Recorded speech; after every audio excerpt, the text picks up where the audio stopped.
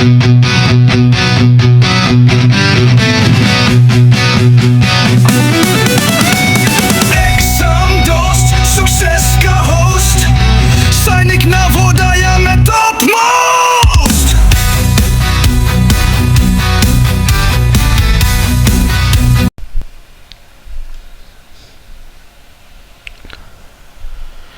and welcome everybody to the session on combustion and flame.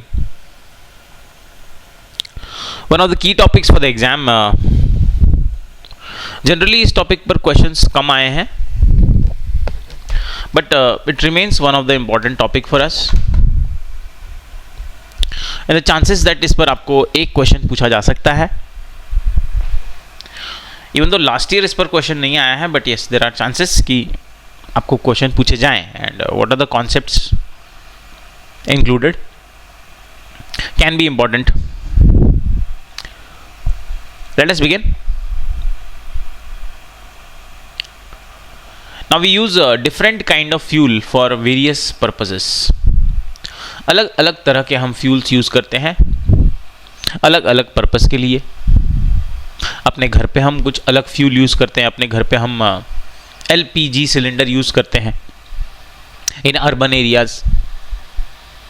Rural areas में आप देखें तो काउडंग का यूज किया जाता है, वुड का यूज किया जाता है एज अ फ्यूल. इंडस्ट्रीज में पेट्रोल, डीजल, कोल का यूज किया जाता है, चारकोल का यूज किया जाता है.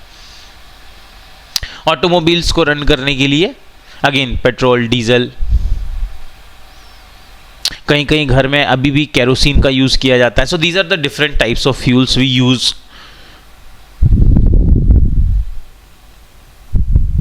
नीचे यहां पर एक लिस्ट दी हुई है. Different fuels like cow dung, wood, coal, charcoal, petrol, diesel, compressed natural gas that is CNG, LPG, kerosene. These are the different types of fuels we use in our day-to-day purpose. Now, talking about these fuels, they all go through a process of burning. And let's have a comparative overview of process of burning. We all are familiar with burning of a candle. हम सभी ने कभी ना कभी तो मोमबत्ती को जलते हुए देखा होगा, जलाया भी होगा. और हम सभी ने कभी ना कभी कोल को भी जलते हुए देखा होगा ना. अब जब इन दोनों में आपने बर्निंग प्रोसेस को एक्सपीरियंस किया है, देखा है, तो आपने एक चीज नोटिस की है that a candle has a flame. Candle जब भी जलता है वो एक फ्लेम के साथ जलता है.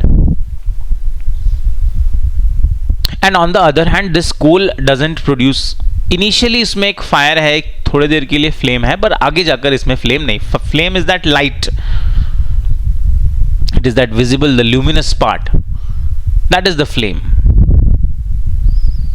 सो we see that burning process of a candle and a coal are different from each other. यहां इन्होंने मेंशन भी किया candle burns with a flame whereas coal does not. And similarly we know that many materials or fuels, some of them will burn with a flame and some of them will burn without a flame. Now in the chapter of metals and non-metals, we also discussed the burning of magnesium ribbon. Magnesium when burns, it forms magnesium oxide, which is basic in nature and it produces heat and light. And you can perform a same activity जो उन्होंने text book में दिया. आप charcoal के साथ भी ऐसी activity कर सकते हैं. And then you will see the effect of burning of a charcoal. काफी यहां पर हमने बर्निंग की बात कर ली और बर्निंग के साथ let us understand what is the meaning of combustion. Combustion का मतलब क्या है? First of all it is a chemical process. तो क्वेश्चन पूछा जा सकता है it is what type of process? It is a burning process. or it's a chemical process in which a substance reacts with oxygen to give off heat. यहां पर याद रखिए light mention नहीं किया हुआ है. So combustion does not necessarily it will always produce light और it will produce a flame. हमेशा फ्लेम नहीं आएगा. लाइट कोई हम उस जो लाइट होती है उसी को हम फ्लेम बोलेंगे. ऑक्सीजन के प्रेजेंस में किसी सब्सटेंस का रिएक्शन होगा जो हीट प्रोड्यूस करेगा, that is called combustion. The substance that undergoes combustion is said to be combustible. It is also called a fuel. तो जिस चीज को जलाया जा रहा है उसे कंबस्टिबल सब्सटेंस या फ्यूल कहेंगे. फ्यूल में बी सॉलिड, लिक्विड और गैस. तो फ्यूल की क्लासिफिकेशन इन्होंने चेंज की है. ऐसी सब्सटेंस जो ऑक्सीजन के साथ रिएक्ट करके हीट देगी, दैट इज फ्यूल. अनलाइक कि हमारा जो क्लासिक डेफिनेशन है फ्यूल का कि पेट्रोल है, डीजल है, केरोसिन है, everything can be a fuel which will produce heat on reaction with oxygen. Sometimes light is also given off during combustion either as a flame or as a glow. तो यहाँ पर उन्होंने flame को अलग से कि जो लाइट है उसे फ्लेम कहा जाएगा. Next, they are asking to do an experiment. They are asking to collect some material like straw, matchstick, kerosene oil, paper, iron nails, stone pieces and glass. And this under the supervision of your teacher or maybe under the supervision of some elder person. Burn each of these materials one by one. If combustion takes place, mark the material as combustible, otherwise mark them as non-combustible. यहाँ पर stone pieces हैं, glass हैं, iron nails हैं, they will be non-combustible. Matchstick है, straw है, kerosene oil है, paper है, they will be combustible. एक basic experiment है, बुक में कवर किया है, ज़रूरी है particularly for JNV exam. JNV exam particularly will be जो टेक्स्ट बुक के बीच बीच के एक्सपेरिमेंट्स दिए हुए हैं वहां से क्वेश्चन पिकअप कर रहे हैं.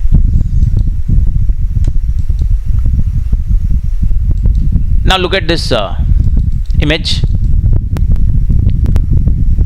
Now here we can see that we have fixed a candle. हमने यहां पर एक कैंडल को फिक्स कर दिया है टेबल में और उस टेबल के ऊपर हमने एक ग्लास चिमनी, आप देख सकते हैं, ये it's a cylindrical shape, it's a glass chimney हमने कैंडल के ऊपर रख दिया है. In the first case the glass chimney rests on two wooden pieces, you can see here, allowing the air to enter from the bottom. In the second example, the glass chimney is completely covered and there is only a open space from where the air can enter from the top. And in the third example, this glass chimney is further covered by a lid.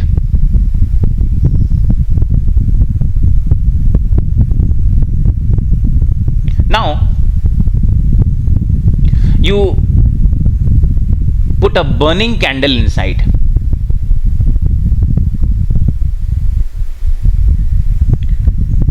And in all the three cases, we find that only the first candle is burning continuously. The second candle, what will happen to the second candle? It will burn for some time, but after that, it will vanish. Because there is no free air entrance. From the top it will get some air, but not enough to keep the combustion going on. So in the second candle it will burn, but after some time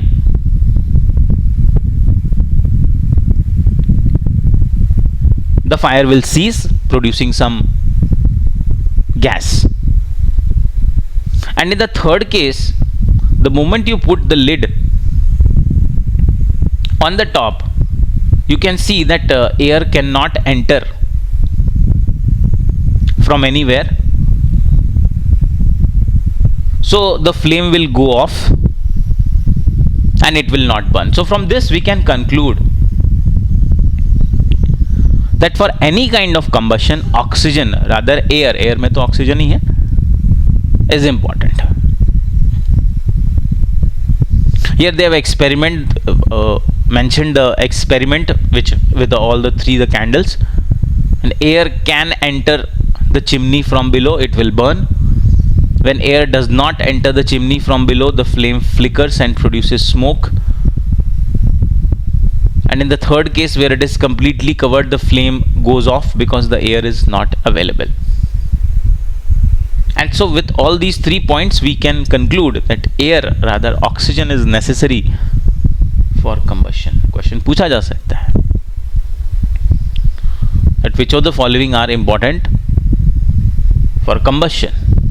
वैसे simple है, आप answer कर सकते हैं, air या particularly oxygen.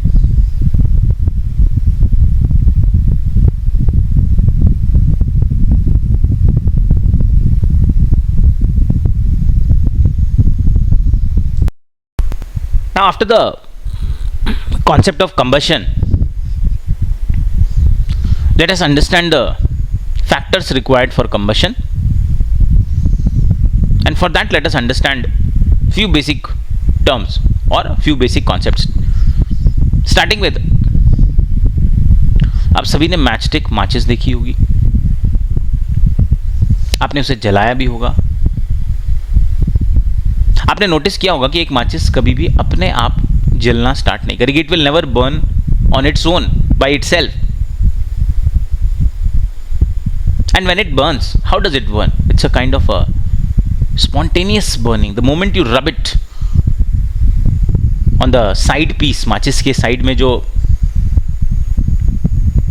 Piece लगा हुआ होता है, अगर आप उस पर रब करें तो उसमें आग लग जाएगी और बड़ी तेजी से आग लगेगी. That's called a rapid combustion. Quickly it is. The moment you rub, it will catch fire. That's a rapid combustion. We will learn about types of combustion, rapid combustion. We must have also burned a piece of paper. हमने piece of paper भी कभी ना कभी जरूर जलाया होगा या देखा तो जरूर होगा. और पीस ऑफ पेपर भी कभी भी अपने आप आग नहीं पकड़ेगा. It will not also catch fire on its own. It will catch fire when you bring a burning matchstick near the paper, और anything will catch fire when you bring some kind of heat और fire related equipment near it. उसके जब तक आप पास कुछ fire related चीज नहीं देंगे, कोई भी चीज अपने आप आग नहीं पकड़ती, except there are some exceptions. इसी के साथ हम बात कर रहे हैं, can we burn a piece of wood by bringing a lighted match stick. ये दो कंपैरिजन बता रहे हैं कि एक पेपर को तो हम माचिस की आग से जला सकते हैं, पर क्या हम एक लकड़ी का जो पीस है, लॉग ऑफ वुड जो है, क्या हम उसे माचिस से जला सकते हैं? नहीं जला सकते.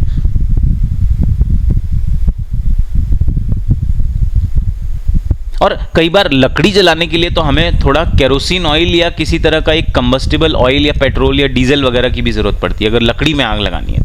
पेपर जलाना है, माचिस से काम हो जाएगा. लेकिन अगर एक बहुत बड़ी लकड़ी का पीस है या कोयले का कोई पीस है, तो उससे आप शायद माचिस से आग नहीं लगाएंगे. एक जरा इन्होंने फॉरेस्ट फायर की बात की है, उसको कवर करेंगे, बट पहले ये समझते हैं कि कैसे एक पेपर पे तो माचिस से आग लगाई जा सकती है, लेकिन एक लकड़ी के पीस पर या एक कोयले के पीस पर हम माचिस से आग नहीं लगा सकते. इसके लिए एक कॉन्सेप्ट छोटा सा हम समझेंगे, that's called ignition temperature, the threshold temperature जिस पर फायर कैच करती है.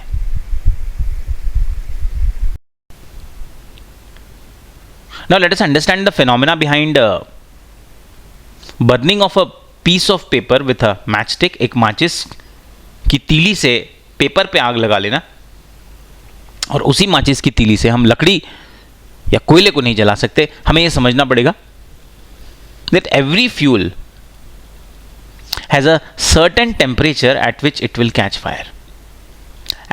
Says different substances catch fire at different temperature. अलग अलग जो सब्सटेंस है, अलग अलग टेम्परेचर पर उनमें आग लगेगी. मेटल है, बहुत ज़्यादा हाई टेम्परेचर चाहिए उसको मेल्ट करने के लिए. पेपर है, प्लास्टिक है, जल्दी फायर पकड़ लेंगे. तो हर एक सब्सटेंस का जो टेम्परेचर है जिस पर उसमें आग लगेगी वो अलग अलग है. The lowest temperature, this comes there comes an important point, the lowest temperature at which a substance catches fire is called ignition temperature. तो वो मिनिमम टेम्परेचर जिस पर हर एक सब्सटेंस सबका अलग अलग होगा, फायर पकड़ लेगा, आग पकड़ लेगा, उसको हम इग्निशन टेम्परेचर कहेंगे.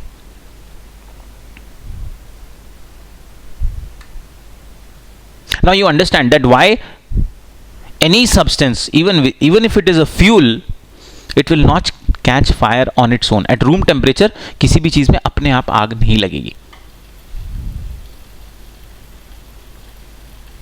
जैसे माचिस अगर रूम में रखी हुई है तो अपने आप में जलने नहीं लगेगी, पर माचिस जलेगी the moment you rub it on the side of the match. माचिस के साइड में जो पीस ऑफ पेपर लगा होता है, जैसे ही आप उसमें उसे रब करेंगे उसमें आग पकड़ लेगी. क्यों पकड़ लेगी? क्योंकि जैसे ही आपने माचिस को उसके साइड के पीस ऑफ पेपर में रब किया, रब करने से उसके अंदर एक टेम्परेचर आया, और वो टेम्परेचर इतना कम था कि सिर्फ रबिंग से ही आ गया. हीट एक प्रोड्यूस, आपने उसे हीट दी और उसने आग पकड़ ली. तो इग्निशन टेम्परेचर का कॉन्सेप्ट ये हुआ कि वो मिनिमम टेम्परेचर जिस पे कोई भी सब्सटेंस फायर पकड़ लेगा, जैसे ही उसको वो इग्निशन टेम्परेचर मिलेगा वो आग पकड़ लेगा. अब इस कॉन्सेप्ट को समझने के लिए हम फॉरेस्ट फायर को समझेंगे. Here in this picture you can see a forest fire. जंगल में आपने देखा आग लगती, बहुत तेजी से आग लगती है. Why it happens? Because during extreme heat of summer, गर्मियों का मौसम है, गर्मियों का मौसम है, इसका मतलब जितने भी प्लांट्स हैं, जितने भी ग्रास हैं, जितने भी वेजिटेशन पार्ट है वो थोड़ा ड्राई हो चुका है, उनमें मॉइस्चर नहीं है, दे आर ड्राई. एंड तो जो ड्राई ग्रास है वो तुरंत आग पकड़ लेती है. क्यों पकड़ लेती है? क्योंकि समर की वजह से जो सनलाइट की जो हीट प्रोड्यूस हो रही है दैट इज एनफ, वो काफी है इस ग्रास को आग लगाने के लिए. इसका जो इग्निशन, आपने देखा है ग्रास भी, जो ड्राई ग्रास होती है स्पेशली, वो भी बिल्कुल पेपर की तरह, थोड़ी सी उसमें हीट मिलेगी वो उसमें आग पकड़ लेंगे.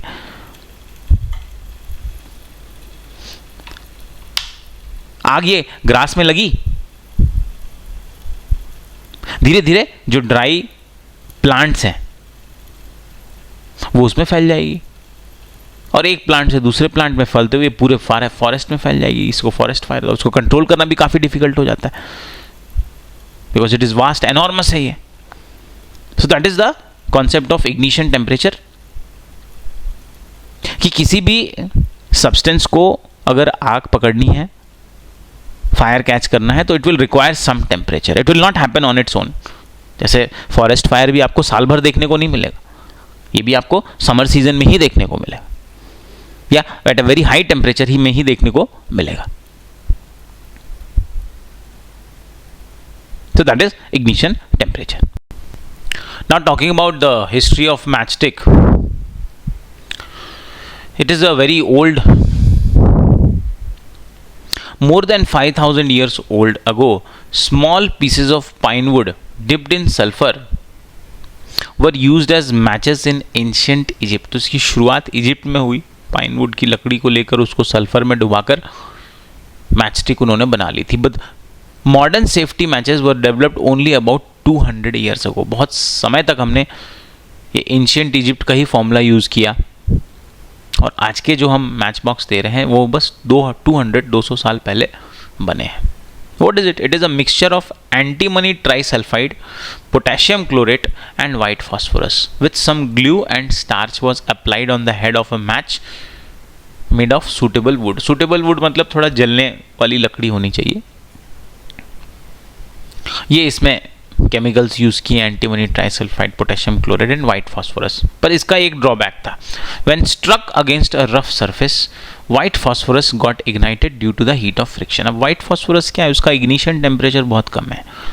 इसको किसी भी हार्ड सरफेस में आपने स्टक किया, रब किया, तो फ्रिक्शन की वजह से जो हीट है that was enough to catch fire, and this started the combustion of the match, और इससे आग लग जाती थी.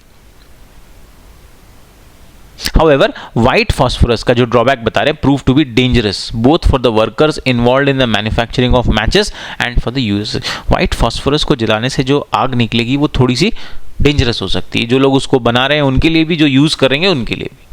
So these days the head of the safety match contains only antimony trisulfide and potassium chloride. इसमें से white phosphorus हटा दिया, white phosphorus हटा दिया तो उसकी जगह क्या यूज कर रहे हैं? The rubbing surface has powdered glass and a little red phosphorus. तो white हटाकर red यूज किया, which is less dangerous. Logical है। Now when the match is struck, अब देखिएगा केमिकल इसका प्रोसेस देखेंगे। When the match is struck against the rubbing surface, some red phosphorus gets converted into white phosphorus. तो ये red phosphorus rubbing की वजह से व्हाइट फॉस्फोरस में कन्वर्ट हो जाएगा। And this immediately reacts with potassium chlorate in the matchstick head to produce enough heat to ignite the antimony trisulphide and start the combustion. तो process अभी भी वही है, बट व्हाइट फॉस्फोरस हटा के रेड फॉस्फोरस कर दिया है, उसमें थोड़े ग्लास पार्टिकल्स डाल दिए पाउडर्ड, जिसकी वजह से रेड फॉस्फोरस व्हाइट फॉस्फोरस में कन्वर्ट होता है, हीट निकलती है, उससे एंटीमनी ट्राइसल्फाइड जल जाता है, कंबशन हमारा शुरू हो जाता है। This is the process of burning of matchstick. आज तक इस पर कोई भी क्वेश्चन पूछा नहीं गया है, आगे भी चांसेस कम है क्योंकि इस चैप्टर में और भी इंपॉर्टेंट चीज़ें हैं पूछने के लिए, इसलिए जनरली शायद इसको नहीं पूछते, but you should know this, the process of burning of matchstick. तो अब तक हमने यहां पर यह समझा कि कोई भी कंबस्टिबल सब्सटेंस, मतलब ऐसा सब्सटेंस जिसमें आग लग सकती है, it will not catch fire on its own और burn as long its temperature is lower than its ignition temperature. तो कोई भी फ्यूल है, कोई भी कंबस्टिबल सब्सटेंस है, वो अपने आप आग नहीं पकड़ सकता, या अगर आग पकड़ भी लिए तो वो कंटिन्यूसली जल नहीं सकता अगर जो उसका टेम्परेचर है उसके इग्निशन टेम्परेचर से, जो भी हीट आपने उसको दी है, it is lower than the ignition temperature. उसके खुद के इग्निशन टेम्परेचर जो कि बर्निंग के लिए रिक्वायर्ड टेम्परेचर है, जब तक आप उसे वो नहीं देंगे वो अपने आप आग नहीं पकड़ेगा। आपने देखा होगा घर में जो कुकिंग ऑयल होता है, जब आप उसे पैन में डालते हैं तो अपने आप वो आग नहीं पकड़ने लगेगा। एक बहुत पर्टिकुलर टेम्परेचर के बाद उसमें भी आग लग जाती है कुकिंग ऑयल में, लेकिन एक बहुत ही पर्टिकुलर टेम्परेचर के बाद। हाउएवर केरोसिन ऑयल को आप देखेंगे, वुड को आप देखेंगे, अपने आप तो उसमें आग नहीं लगती। केरोसिन ऑयल में थोड़ी सी हीट देनी पड़ती है तो वो आग पकड़ लेता है। सिमिलरली लकड़ी को भी थोड़ा और ज़्यादा, कंपेयर टू केरोसिन ऑयल, लकड़ी को थोड़ा ज़्यादा हमें हीट देनी पड़ेगी, तब जाकर वो आग पकड़ेगा। थोड़ी सी आग में थोड़ी सी हीट देने में लकड़ी में तो आग नहीं लगेगी। तो इसका मतलब केरोसिन ऑयल और wooden piece both will catch fire but at different temperature. It means they have different ignition temperature. तो जितने भी कंबस्टिबल सब्सटेंस है सभी का जो इग्निशन टेम्परेचर है वो अलग अलग है। केरोसिन ऑयल का टेम्परेचर लोअर है क्योंकि वो कम हीट देने पर ही आग पकड़ लेता है, लकड़ी का थोड़ा ज़्यादा है। और इससे हमें ये समझ में आया कि केरोसिन ऑयल को स्टोर करने के लिए हमें थोड़ा खास ध्यान देने की ज़रूरत है। उसे जनरली ऐसे किसी एरिया में आप ना रखें जहाँ जो ऑलरेडी हीट प्रोन एरिया है, जो गर्म एरिया, अगर आपने वहाँ रखा तो उसमें आग लगने के चांसेस हैं, एक्सीडेंट होने के चांसेस हैं। आगे टेक्स्ट बुक में इन्होंने एक एक्सरसाइज और बताया कि जहाँ पर इन्होंने एक पेपर कप लिया है और पेपर कप पर ये पानी बॉईल करने की कोशिश कर रहे हैं। नीचे से ये हीट दे रहे हैं, ऊपर इन्होंने एक पेपर कप रखा है, पेपर कप के अंदर पानी रखा है और उसे वो गर्म करने की कोशिश कर रहे हैं। तो क्या क्या यहां पर हमें देखने को मिलेगा? पहला, what happens to the empty paper cup? क्या उसमें आग लगेगी? अगर वो पेपर एम्प्टी है it will catch fire, yes, आग लगेगी। What happens to the paper cup with water? अगर आपने उस पेपर कप में, खाली पेपर कप में अब आपने पानी भर दिया तो क्या उसमें आग लगेगी? उसमें आग नहीं लगेगी। क्यों नहीं लगेगी? बिल्कुल अभी देखते हैं। Does water in this cup becomes hot? क्या इसके अंदर जो पानी है क्या वो गर्म होगा? बिल्कुल गर्म होगा। वो गर्म इसलिए होगा क्योंकि पेपर कप के थ्रू जितनी भी आप हीट उसे दे रहे हैं वो पेपर कप के थ्रू वाटर को ट्रांसफर हो रही है। समझते हैं? नाउ हमने कप लिया, उसमें पानी डाला और उसे हीट किया। तो अगर आप हीट करेंगे तो वाटर उसके अंदर का बॉईल होने लगेगा। और ऐसा इसलिए होगा because due to the heat supplied to the paper cup is transferred to the water by conduction process. अभी कंडक्शन प्रोसेस क्या होता है? कंडक्शन सिंपल हीट ट्रांसफर होता है। आपने सभी ने किचन में कभी ना कभी पानी गर्म किया होगा, उसे गैस के ऊपर रखा होगा, तो आपने देखा होगा कि जो हीट आप दे रहे हैं वो एक्चुअली वाटर को ट्रांसफर हो जाती है, इवन दो जो हमारा इक्विपमेंट है, जो यूटेंसिल है, जो अप्लायंस है, वो भी थोड़ा गर्म तो हो जाता है। और इसी फिनोमेना से अगर आपने पेपर कप में पानी बॉईल करने की कोशिश की तो बिल्कुल पानी बॉईल हो जाएगा। Now let's talk about the fire fighting process here. Now talking about burning of paper cup और rather giving the heat to the paper cup with presence of water. Paper cup में पानी डाला और उसको heat दी, उसको गर्म किया। तो हम देख रहे हैं कि अगर हम कप को कंटिन्यूसली हीट करेंगे तो उसके अंदर का वाटर जो है वो बॉईल हो जाएगा, पेपर कप नहीं जलेगा। क्यों नहीं जलेगा? Because the heat supplied to the paper cup is transferred to the water by conduction. Conduction process से जो आप हीट दे रहे हैं वो पानी में चला जा रहा है, वो पानी को मिल रहा है, वाटर को मिल रहा है। तो जब तक उस पेपर कप में पानी है, पेपर में आग नहीं लगेगी। क्यों नहीं लगेगी? क्योंकि आप उसको हीट दे तो रहे हैं पर वो ट्रांसफर हो रही है, तो पेपर का इग्निशन टेम्परेचर पहुंच ही नहीं रहा है। और जब तक इग्निशन टेम्परेचर किसी भी सब्सटेंस को नहीं मिलेगा, it will not catch fire, so it will not burn. यहां पर दो छोटे कॉन्सेप्ट आ जाते हैं। First is the substance which have a very low ignition temperature and can easily catch fire with a flame are called inflammable substance. ऐसे substance जिनका ignition temperature बहुत कम है, जिनमें आसानी से आग लग सकती है, उसे हम कहेंगे इनफ्लेमेबल सब्सटेंस। केरोसिन ऑयल हमने डिस्कस किया, थोड़ी सी हीट देने पर ही उसमें आग लग जाएगी। पेट्रोल अनदर एग्जांपल है, अल्कोहल है, एलपीजी है, inflammable substance. On the other hand stone pieces हैं, ग्लास है, they will be non inflammable substance. आप हीट देते रहिए, उसको बहुत ज्यादा एक्सट्रीम लेवल ऑफ हीट देने, तो उनको हम बोलेंगे non inflammable substance. Let us now talk about the process of controlling of fire. In this diagram, you can see that there is a building which has caught fire, and a person, fire brigade has arrived, and a person, you can see at the top there is one person, and here there is another person standing, and they are trying to control the fire by pouring water.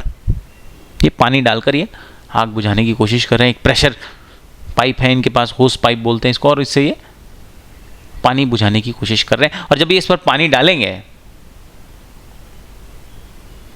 आग बुझ जाएगी। अब हमें समझना है इस process को। इस प्रोसेस में इन्होंने जैसे ही पानी डाला तो जिस भी सब्सटेंस में आग लगी है, जो भी कंबस्टिबल सब्सटेंस है, कंबस्टिबल सब्सटेंस को इस पानी ने ठंडा कर दिया। ठंडा कर दिया, ठंडा करने से आग बुझ गई। क्यों बुझ गई? क्योंकि जैसे ही आपने उसको ठंडा किया, उसका इग्निशन टेम्परेचर आपने कम कर दिया। जो रिक्वायर्ड टेम्परेचर उसे चाहिए जलने के लिए, बर्न होने के लिए, वो आपने कम कर दिया। So that is the first process to understand how to finish a fire. एक किसी भी आग को बुझाने के लिए हमें क्या करना पड़ेगा? सबसे पहले हमने उसका इग्निशन टेम्परेचर, ये पानी डालने का प्रोसेस क्या है? इग्निशन टेम्परेचर को कम करने का प्रोसेस है, और इससे आग ज्यादा नहीं फैलेगी। अब आग ज्यादा कैसे नहीं फैलेगी आप ये भी समझिए। जैसे ही आपने ये आग लगी हुई है, आपने पानी डाला, वाटर वेपर का फॉर्मेशन होने लगेगा। क्या होगा इस वाटर वेपर के फॉर्मेशन से? इस वाटर वेपर के फॉर्मेशन से ये होगा कि जो भी आपका कंबस्टिबल सब्सटेंस था, ये वाटर वेपर उसके चारों तरफ प्रेजेंट हो जाएंगे। जो भी कंबस्टिबल आपका, जो भी यहाँ पर फ्यूल की तरह काम कर रहा है, जो चीज़ जल रही है, ये वाटर वेपर उसे चारों तरफ से कवर कर लेंगे। और चारों तरफ से कवर कर लेंगे मतलब उसकी ऑक्सीजन की सप्लाई, उसकी एयर सप्लाई वो काट देंगे। और जैसे ही एयर सप्लाई आपने काट दी, इग्निशन टेम्परेचर आपने कम कर दिया, आपकी फायर बुझ जाएगी। हमें पता है these are the two important things. इसी में एक और एग्जांपल आप देखिए, जहां पर अगर किसी पर्सन को आग लग जाए तो सबसे पहले हम क्या करते हैं, उसको हम एक कंबल उड़ा देते हैं, उसके चारों तरफ एक ब्लैंकेट हम रैप कर देते हैं। और ऐसा करने से हम क्या कर रहे हैं? ऐसा करने से हम ऑक्सीजन की या एयर की सप्लाई काट रहे हैं। एयर सप्लाई आप काट रहे हैं, ऑक्सीजन सप्लाई आप कट कर रहे हैं। जैसे ही ऑक्सीजन एयर सप्लाई कम होगी, कट जाएगी, खत्म हो जाएगी, आग अपने आप बुझ जाएगी, because that is the first requirement, air चाहिए। So that is the reason कि अगर कहीं पर आग लग जाती है तो हम कंबल डाल देते हैं। हम इससे क्या कर रहे हैं, हम एयर सप्लाई कट कर रहे हैं। तो जो भी कंबस्टिबल सब्सटेंस है, जो भी जिस भी चीज में आग लगी हुई है, उसकी एयर सप्लाई जैसे ही कट होगी, आग बुझ जाएगी। And from this process we understand that fire is extinguished, जिससे हमें पता चलता है that there are 3 essential requirement for producing fire. आग लगने के लिए और कंटिन्यूअस चलते रहने के लिए 3 इंपॉर्टेंट फैक्टर्स रहेंगे। पहला है फ्यूल, कि जलने लायक कोई चीज तो होनी चाहिए। तो ये पहली रिक्वायरमेंट, अगर फ्यूल नहीं होगा तो कंबशन का कोई सवाल ही नहीं है। Second, air to supply oxygen. Air नहीं मिलेगी, ऑक्सीजन नहीं मिलेगा, ऑक्सीजन नहीं मिलेगा, कंबशन प्रोसेस चलेगा नहीं, आग बुझ जाएगी। Third is heat. हीट क्यों चाहिए? क्योंकि भाई जो भी सब्सटेंस है, जो भी आप फ्यूल है, जो भी कंबस्टिबल सब्सटेंस है, उसको इग्निशन टेम्परेचर पर तो लाना पड़ेगा। जब तक इग्निशन टेम्परेचर नहीं आएगा, हमने समझा कि माचिस से आप पेपर तो जला सकते हैं, पर लकड़ी का एक बड़ा पीस नहीं जला सकते, कोयला नहीं जला सकते। क्यों? क्योंकि जो हीट निकल रही है वो इग्निशन टेम्परेचर तक उन सब्सटेंस को नहीं पहुंचा सकती। तो तीसरा हमें हीट चाहिए, इग्निशन टेम्परेचर देना पड़ेगा। बियॉन्ड द इग्निशन, इतनी हीट देनी पड़ेगी कि इग्निशन टेम्परेचर उसका क्रॉस हो जाए, तब जाकर आग लगेगी। So fire can be controlled by removing one और मोर ऑफ दीज रिक्वायरमेंट। तो तीनों में से कोई भी एक आपने हटा दिया या 2 हटा दिए, तीनों हटा दिए, आग आपकी बुझ जाएगी। The job of a fire extinguisher is to cut off the supply of air and to bring down the temperature of the fuel और बोथ। तो फायर एक्सटिंग्विशर 2 काम करते हैं। क्या करते हैं? पहला तो एयर सप्लाई काटेंगे, पानी डालेंगे, वाटर वेपर बनेगा। वाटर वेपर बनेगा, वो जो भी आग लगी है उसे चारों तरफ से कवर कर लेगा। ऑक्सीजन सप्लाई आपने कट कर दिया, पानी डाला आपने, उसको ठंडा कर दिया, इग्निशन टेम्परेचर कम कर दिया। इन 2 रीजन से वो आग बुझाते हैं। फ्लेमेबल इनफ्लेमेबल सब्सटेंस हमने देखा।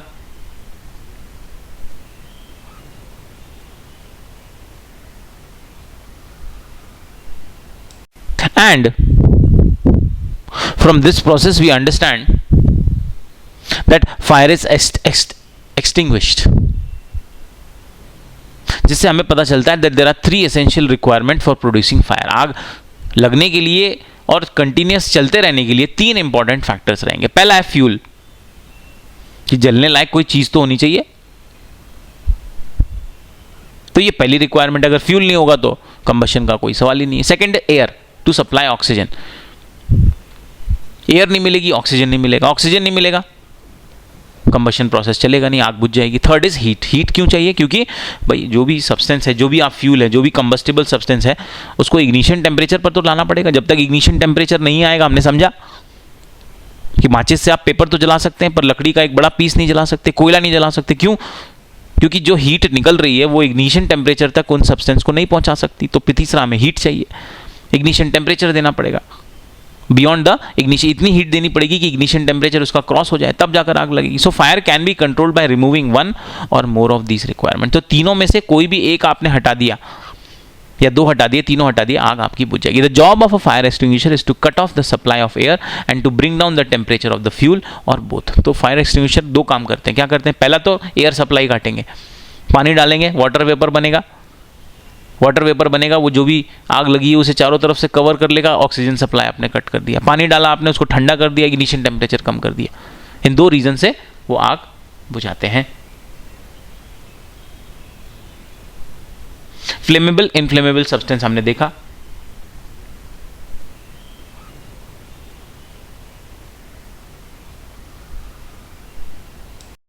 Now talking about the fire controlling process, the 3 requirements we have discussed.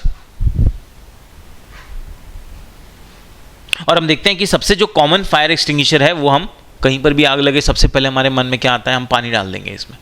That is the most common. क्या पर हर केस में पानी डालना सही है? No, the answer is no. The water works as a fire extinguisher only when things like wood and paper are on fire. तो हम पानी को as a fire extinguisher use कर सकते हैं लकड़ी पर, पेपर पर, कॉटन पर, but we can not use water as a fire extinguisher if electrical equipment is on fire. अगर बिजली के कोई इक्विपमेंट है इसमें अगर आग लगे तो ये आप वाटर से आप नहीं बुझा सकते। क्यों नहीं बुझा सकते? इसका एक सबसे बड़ा ड्रॉबैक ये है कि अगर आपने यहाँ पर पानी डाला, सो वाटर में कंडक्ट इलेक्ट्रिसिटी, वाटर के अंदर फ्री आयंस है, it will start conducting electricity and harm those trying to douse the fire. तो जो आग बुझा रहा है उसी को करंट लग जाएगा। Water is also not suitable for fires involving oil and petrol.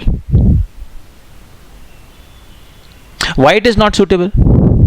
It is not suitable because water is heavier than oil. पानी जो है वो ऑयल से हैवी है। अब जब वो ऑयल से हैवी है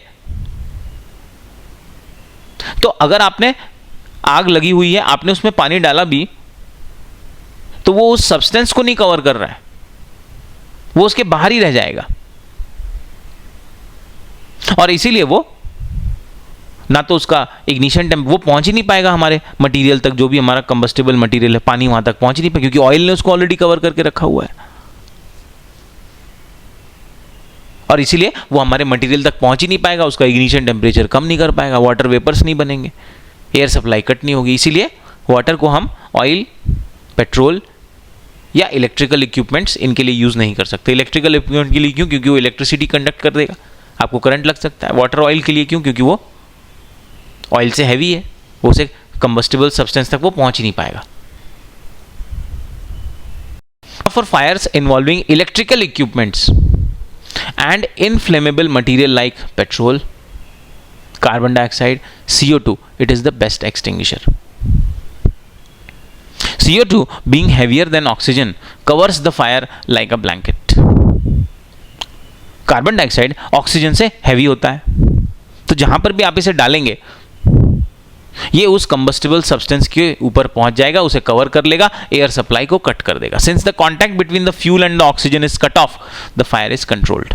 the added advantage of carbon dioxide is that in most cases it does not harm the electrical equipment.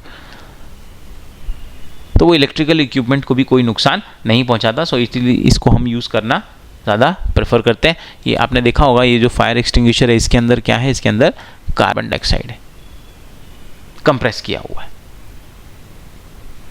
Now we know that carbon dioxide, it can be stored at high pressure. और जब high pressure में आप उसे store करेंगे तो वो liquid बन जाता है, लिक्विड बन के वो सिलेंडर में आ जाता है।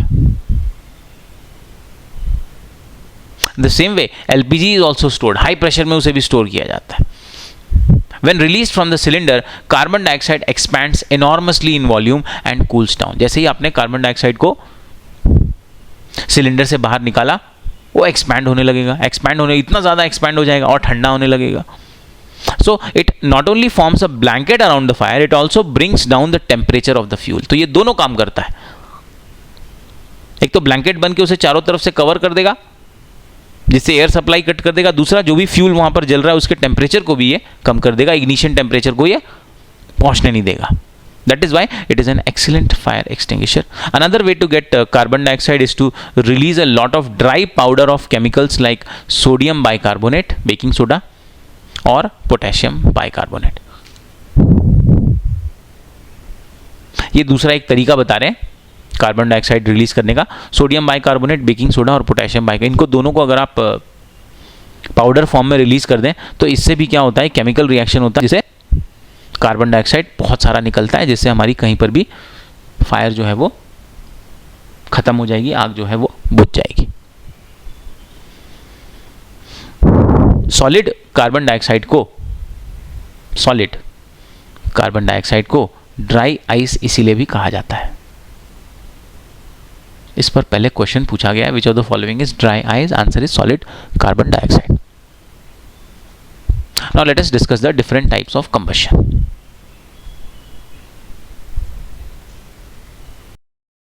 Now talking about the types of combustion, जब हमने गैस जलाते हैं तो we say that वो तुरंत आग पकड़ लेती है, catches fire rapidly, burns rapidly and produces both heat and light. So such combustion is called a rapid combustion. तुरंत आग पकड़ेगा। These are substances like phosphorus which burn in air at room temperature. Phosphorus room temperature पर ही आग पकड़ लेता है। This type of combustion in which a material suddenly burst into flames, जो phosphorus की जो आग है जो सडनली आग पकड़ ले without application of any apparent cause is called spontaneous combustion. अपने आप आग पकड़ लेना स्पॉन्टेनियस कंबशन. रैपिड कंबशन क्या होगा, आपने थोड़ी सी तो उसको कुछ इनपुट एक देना होगा, एक लाइटर से हम उसे जलाते हैं तो थोड़ा सा इनपुट देने के बाद जो आग लगे लेकिन तुरंत आग लगे उसे बोलेंगे रैपिड कंबशन. स्पॉन्टेनियस अपने आप आग लग जाए इट्स कॉल्ड स्पॉन्टेनियस कंबशन. इसका एक और देखिए आप, spontaneous combustion of coal dust has resulted in many disastrous fire in coal mines. Coal mines क्या होता है, हम जमीन के अंदर जाते हैं, कोयला निकालते हैं, कोयला निकालते हैं इसमें कोल डस्ट भी निकलती है. कोल डस्ट क्या है, अपने आप फायर पकड़ लेती है. इग्निशन टेम्परेचर बहुत ही कम है और इसकी वजह से कई बार कोल माइंस में बहुत एक्सीडेंट्स भी हुए हैं, अपने आप आग लग गई है. Third is spontaneous fires. Spontaneous forest fires. Spontaneous forest fire are sometimes due to the heat of sun or due to the lightning strike.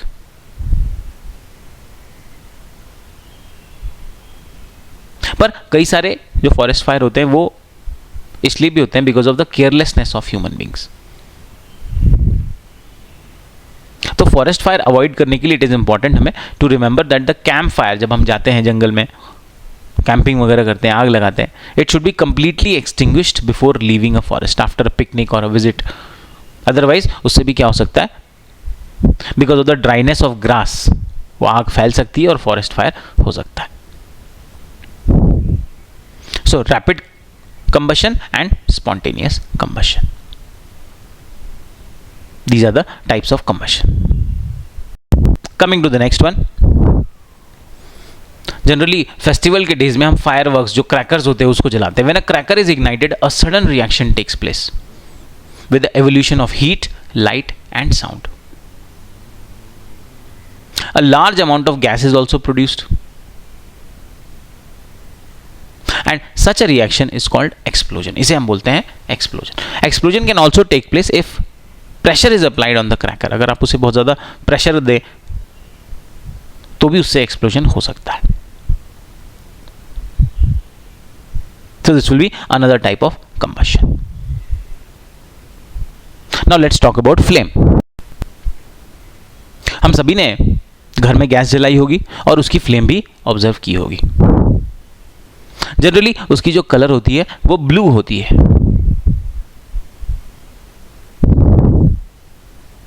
और अगर आप एक कैंडल फ्लेम को देखें तो वो येलोइश होती है.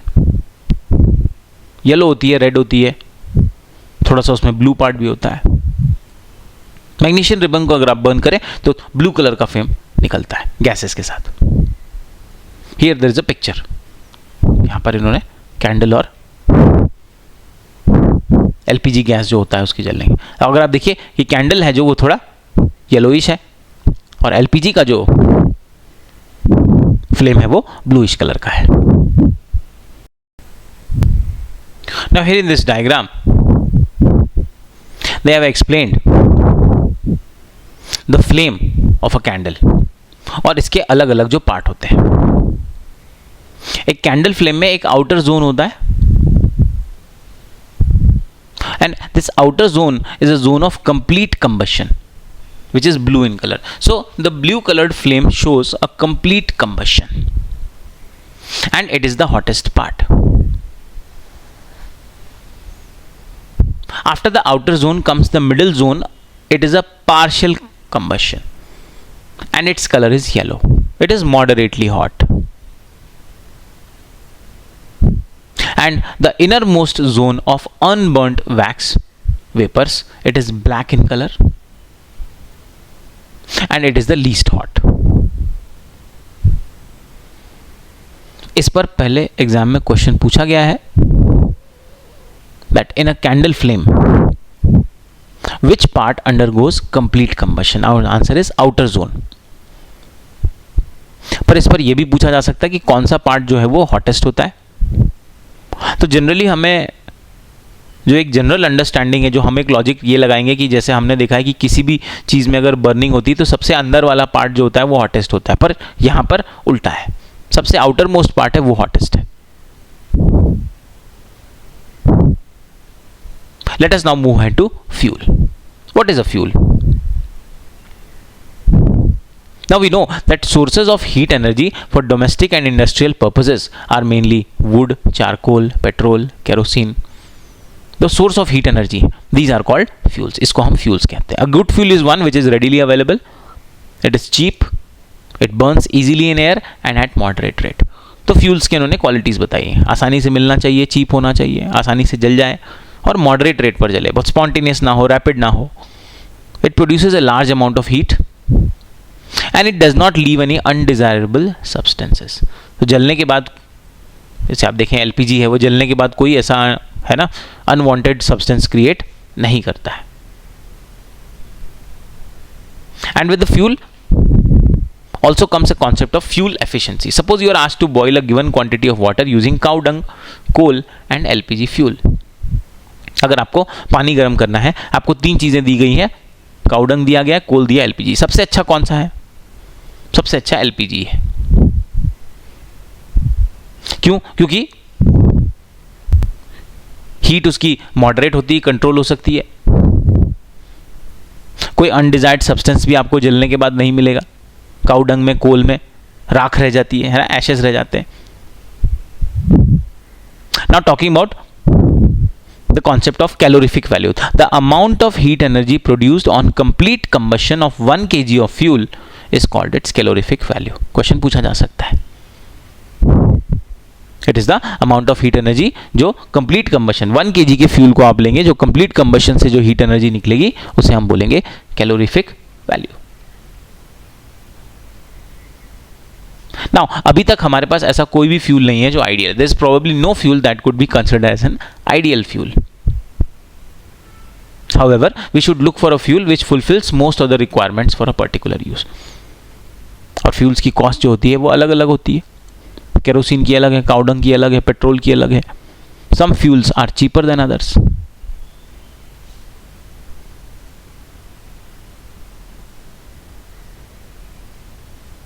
Now based on the calorific value, यहां पर एक चार्ट है, टेक्स्ट बुक में दिया हुआ है, याद करने में थोड़ा सा डिफिकल्ट है और इससे 1 साल क्वेश्चन आ गया है, तो थोड़ा आपको ध्यान रखना है. काउ डंग के कैलोरीफिक वैल्यू ये किलो जूल्स पर केजी है. Kilo joule is unit of energy, per KG मतलब हम 1 kg का फ्यूल लेते हैं. Cow dung cake 6000 to 8000, wood 17 to 22000, coal 25 to 33000, petrol 45000, kerosene 45000, diesel 45000, methane 50000, CNG 50000, LPG 55000, biogas 35 to 40000 and hydrogen 1,50,000. तो आपके ध्यान में ये आ रहा होगा कि हाइड्रोजन की जब कैलोरीफिक वैल्यू सबसे ज़्यादा है तो हम उसे यूज़ क्यों नहीं कर सकते, कंट्रोल करना मुश्किल है इसको, इतनी ज़्यादा आग लग जाती है. हमने डिस्कस किया कि मॉडरेट रेट पर बर्न होना चाहिए. हाइड्रोजन मॉडरेट रेट पर बर्न नहीं होगा. That is why it is not ideal fuel.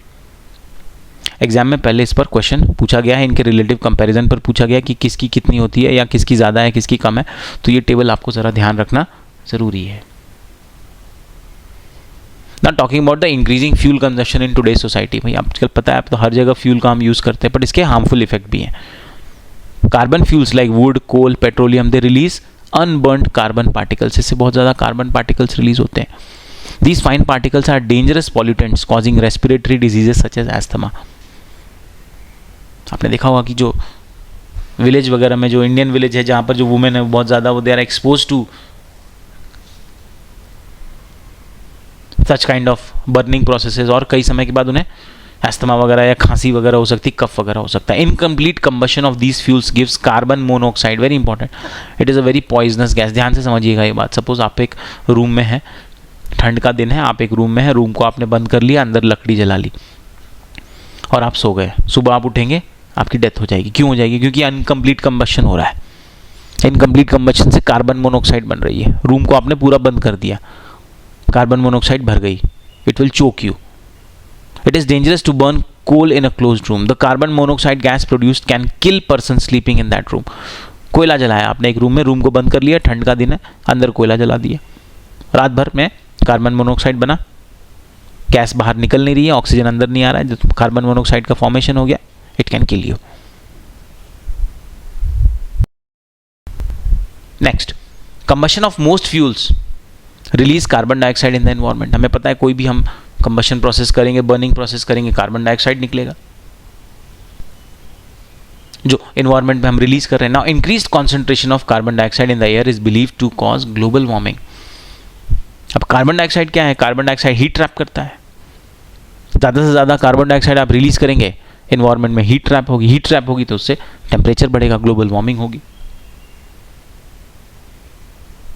Next harmful effect, burning of coal and diesel releases sulphur dioxide gas. It is extremely suffocating and corrosive. Corrosive मतलब ये चीज़ों को खराब करता है. आगे हमारा एक चैप्टर है एयर एंड वाटर पोल्यूशन, उसमें हम देखेंगे कि कैसे सल्फर और नाइट्रोजन डाइऑक्साइड से हमारे जो मॉन्यूमेंट्स हैं, स्पेशली ताजमहल, जो उसका कलर डिस्कलर हो रहा है.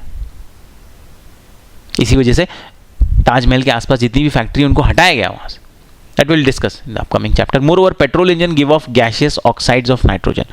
Oxides of sulfur and nitrogen dissolves in rainwater and form acids. अब ये जो सल्फर डाइऑक्साइड गैस और नाइट्रोजन डाइऑक्साइड गैस आपने एनवायरनमेंट में रिलीज किया, ये रेन वाटर के साथ मिक्स हो जाता है, एसिड बन जाता है, और एसिड बन के ये नीचे आता है. इसी को एसिड रेन कहते हैं. Again very very harmful. और इसी से ताजमहल का कलर जो है डिस्कलर हो रहा है. सो that is another drawback of using these fuels. Talking about one more point, here in the picture you can see that a goldsmith मतलब जो ornaments वगैरह बनाते हैं, he is blowing through a metallic pipe. उसने क्या किया है, उसने एक फायर लिया है और फायर को वो एक मेटालिक पाइप से ब्लो कर रहा है. अब इस पे क्वेश्चन ये बन सकता है, इनफैक्ट बना भी है, कि जब एक गोल्डस्मिथ इस तरह से फायर को ब्लो कर रहा है तो वो इस फ्लेम के कौन से पार्ट को ब्लो कर रहा है? वो ब्लो कर रहा है इसके कंप्लीट कंबशन वाले आउटर मोस्ट पार्ट को. A goldsmith will blow the outermost zone of flame. And why he will do that? Because outermost zone is a zone of complete combustion. That was one basic experiment also given on this. Chapter यहां पर complete होता है. Important भी है, कई सारी चीज भी हमने समझी है. यहाँ पे एग्जाम में इस पर एक क्वेश्चन आने के चांसेस हैं.